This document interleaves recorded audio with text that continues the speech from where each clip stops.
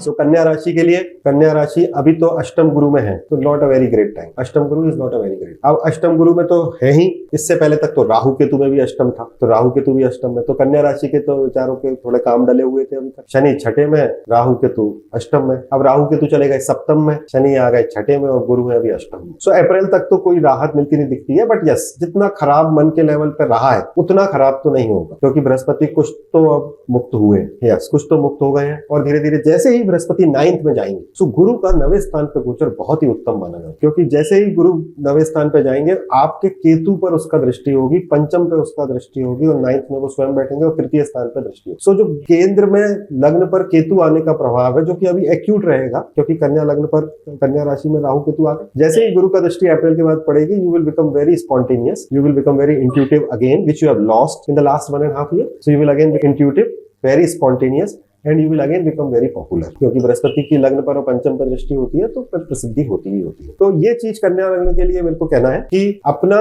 खुद का अभी ऐसा नहीं है कि आप एकदम से खुले हो जाएं कि भाई हमारा तो राहु केतु एक्सेस से बृहस्पति हट गया, और क्योंकि चंद्र अष्टम, गुरु जब अष्टम में ट्रांजिट करते हैं बहुत अच्छा समय नहीं होता। स्पेसिफिकली लग्न और चंद्र, मतलब मैं तो दोनों से अच्छा समय नहीं मानता हूँ गुरु का अष्टम में, क्योंकि बुद्धि हर लेते हैं। तो अप्रैल मई तक तो थोड़ा स्लो चलिए, जिन्होंने गलतियां कर दी है उनको खामियाजा भुगतना ही पड़ेगा, वो तो कोई बात नहीं। और हेल्थ के लिए अभी भी एवरेज टाइम, जब तक बृहस्पति लग्न पर दृष्टि नहीं डालेंगे तब तक एवरेज टाइम। एक बार बृहस्पति ने लग्न पर दृष्टि डाली, तृतीय पर दृष्टि डाली, पंचम पर डाली, देन यू आर डन। ये साल अच्छा है, जिनको देश बदलना है वो बदल सकते हैं, rest is okay. So actor और एक्ट्रेस के लिए 2024 वैसे भी अच्छा है, क्योंकि बृहस्पति जब वीनस की राशि में जाएंगे, शुक्र की राशि में जब गुरु जाते हैं, तो शुक्र प्रधान लोगों की इज्जत बढ़ती। तो और कन्या के लिए वो 9th हाउस में जाएंगे तो तृतीय को देखेंगे, तो तृतीय स्थान कम्युनिकेशन का स्थान, तो जो एक्टर एक्ट्रेस है उनको अच्छे एडवर्टीजमेंट मिलेंगे, अच्छी पिक्चरें मिलेंगी और साथ ही साथ इज्जत भी मिलेगी। दूसरी बात यह है कि पंचम स्थान पर गुरु की दृष्टि जब होती है तो पंचम स्थान से प्रसिद्धि आती है, और पंचम स्थान छोटा पर्दा है, इट्स लाइक टीवी या फिर आजकल जो ओटीटी।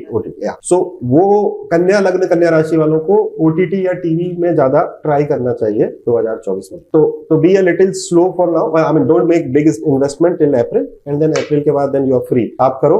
केतु स्पॉन्टेनियसनेस देता है जब गुरु से दृष्ट हो, और मुझे लगता है कि एक एक्टर एक्ट्रेस के लिए स्पॉन्टेनियसनेस, मैं तो नहीं हूं बट शायद आप अच्छी तरह से बयां कर पाएंगी, बट स्टिल जो मन बुद्धि का कोऑर्डिनेशन है वो शायद किसी भी एक्टर के लिए ज्यादा महत्वपूर्ण होता है। That you will get.